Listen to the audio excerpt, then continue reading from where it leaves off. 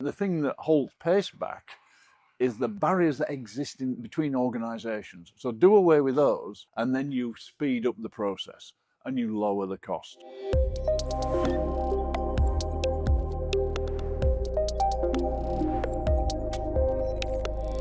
Collaboration is something that we talk about a lot in the sector, but it's like really, really hard to define what collaboration truly means, both on project level, business level, supply chain level. So it'd be great if you could give us, a little bit of an introduction to yourself, and then also what collaboration means for you guys.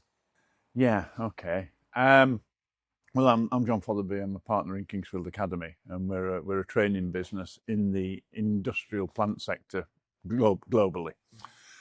And collaboration is one of those areas that we're actually training on. So the definition, I think it's probably one of the most overused and abused words in the industry and misunderstood. Yeah. So from our point of view, collaboration really means the parties that are delivering a project, that's the employer, the contractor, the key vendors, the designers, they come together as one project team, and they work under a single multi-party contract.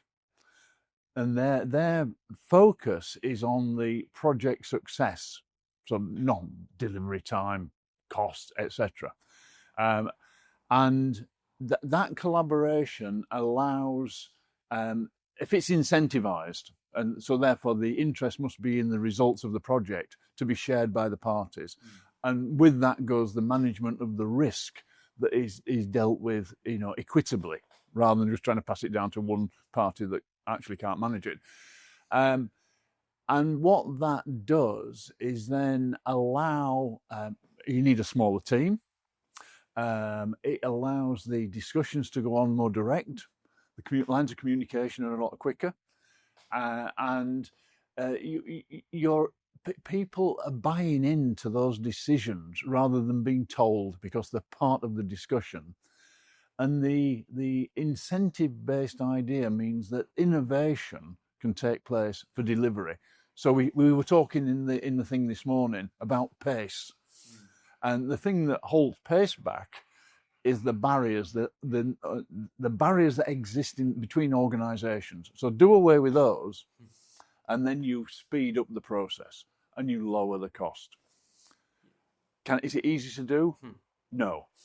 Yeah, and on collaboration, something that I always try and unpick a little bit is like, we often talk about how one company can collaborate with another, but we don't always collaborate within teams. And then if you look on like a project level too, it kind of needs unraveling even further, because people have different interests, don't they? So like a contractor over the owner, they all have different interests. So how do we collaborate when, someone's priority 1 is another's priority 10? That's a really good question, because we have preconceived ideas of roles between employers and contractors. And I mean, you're quite right. The employer's earnings are out of the operating the facility. The contractor's earnings are out of delivering it. So collaboration allows them to come together.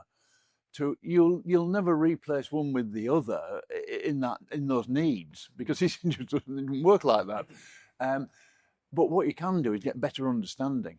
If the contractor and the supply chain can really understand the needs and demands of the employer, and you're involved early in a project, then you can iron those out and you can work together to get what both parties want. And that's the whole thing about the collaboration. All the parties, all the project delivery stakeholders that signed up to that single contract benefit.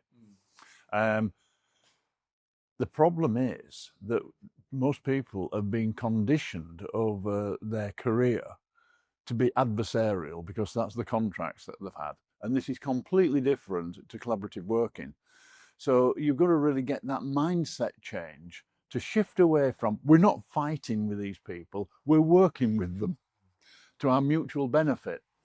And when we look at this on a project level, I know obviously we've gone microscopic from business level all the way onto project, but also regional. Yeah. Regional collaboration is obviously really important. If you look at HighNet on CCS, they're getting final investment decisions. Morecambe Net Zero aren't really getting a look in because they're not on track, and then East Coast Cluster's a tiny bit behind, but that was more to do with timelines.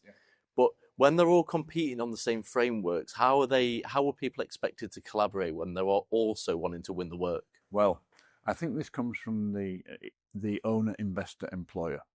First of all, it's their money, it's their project. They have to decide how they want their projects run. And if they decide we'd like to do this collaboratively, then the selection of the contractor and the supply chain is not on the basis of price or anything else. It's on the basis of ability to collaborate. And that's where the Engineering Construction Industry Training Board in 2016 launched their Project Collaboration Toolkit. It's a guidance to everybody to how do we, employers and contractors and supply chain, come together to really collaborate. Use that. We're training on that. We are approved trainers for that. But what we've done is produce a package of training that enables people to understand what they have to do in order to collaborate. So the PCT, Project Collaboration Toolkit, is one part of that. Another part of that is to use agile or a hybrid of agile project management and delivery, because that requires a high degree of collaboration in the scrums and all of that sort of thing. And then you need a collaborative contract, and there are those sort of contracts about, to give the framework to the contractual framework to that sort of collaborative process. So we've got that as a package, and we also train on negotiation in this, because it's a different world for negotiating. For the very reason that you just raised, how do these parties handle each other? So that's what we're doing, and we're seeing the agile thing has really taken off, because it feeds the situation on these projects of uncertainty. The waterfall system, the conventional planning project management system, is based upon a certain amount of certainty. Whereas in many of these projects, we haven't got any certainty for the reasons that they were talking about this morning. So it is a different world. And you do need to have people that keep that project team on the collaborative track, because it's all right while things are going well. But as soon as things start to go not so well, then people resort to what they've known for the last 20 years. So you've got to keep them on track. Yeah, definitely. And obviously there's a bit of a whistle-stop tour on collaboration. But how do we collaborate on first-of-a-kind projects? We've got a lot of hydrogen projects happening. Green hydrogen is a hotspot in the Humber region. So it'd be remiss for us not to talk about Humber today. So how do we collaborate on first-of-a-kind projects when, not to be rude, but a lot of people might not know what they're doing in those moments? Yeah, but this is where collaboration really works, because you get the key players together. You look at the challenge together. And as you said earlier, the owners and the contractors are coming from different perspectives. So how can they help each other to take this first of a kind and develop it into a project? And when it comes, one of the big problems is finance. So the funders want some certainty before you can get to that final investment decision. They usually rely upon a Class 2 estimate. That's just a technical term. You might be familiar with it. That's usually done by a third party.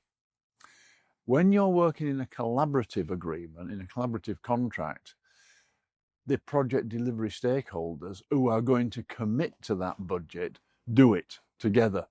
Owner, contractor, key vendors, and so on. So you're starting to see the challenges of this uncertainty in this first-of-a-kind project. And a project director with one of the big contractors, told me that on carbon capture, the risk is about 16 times what it would be on a certain project, where the certainty is there. So the collaborative process allows the parties to really get down to, how are we going to do this project? How are we going to get this off the ground? What are the uncertainties? How do we deal with them? Yeah, and just on the final point, it'd be great, if any, some really good real-world examples where collaboration has really helped a project either push forward to a FID or push forward to delivery? Any example you might I be able think to share. the best thing I can say is that the Engineering Construction Industry Training Board, anybody should go to their webpage. There are many examples of different types of projects where the project collaboration toolkit has been used highly successfully. And they're all there to view. So they've got all the data. So you can just look at it and see, will this work for us? Is the question. And then, we have a discussion about what's the next step for people. But that's the place to go.